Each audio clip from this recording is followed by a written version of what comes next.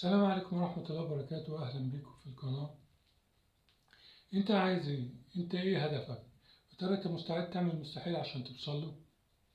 أنا كان هدفي إن أنا أخس. أنا كنت 190 كيلو والحمد لله أنا خسيت. أنا دلوقتي عندي هدف جديد، إن أنا أعمل فورمة نفسي وأكون زي الشاب ده. أنا عارف ده مش هيكون سهل، هيكون صعب، المشوار هيبقى طويل، بس أنا مستعد إن أنا أعمل اللازم لحد ما أوصل. وانت كمان، انت لا، الموضوع مش هيكون سهل. انا اول ما خسيت، اول ما ابتديت اخس، خدت لي تقريبا سنة او سنة وشهرين لحد ما خسيت.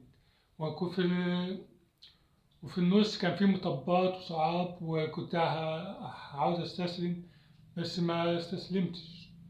حطيت هدفي قدامي وعافرت لحد الحمد لله وصلت. وانا برضو في موضوع كمال الاجسام دوت، انا هعافر وهستمر لحد ما اوصل الحمد لله واعمل الفورمه المطلوبه اللي انا عايزها. الموضوع مش سهل وبرضه مش مستحيل، بس هو عاوز شويه اراده واصرار ومعافره. وانت برضه ما تستسلمش لحد ما توصل لحلمك.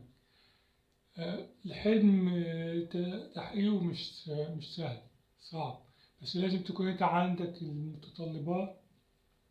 آسف، مش متطلبات، لازم يكون عندك الإرادة عشان تحقق الحلم ده.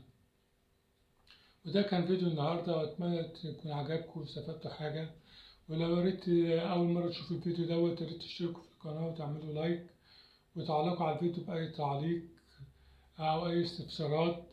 وأنا هحاول أجاوب عليها، وأنا أجاوبكم عليها إن شاء الله. مش هحاول، لا، أنا أكيد هجاوب عليها.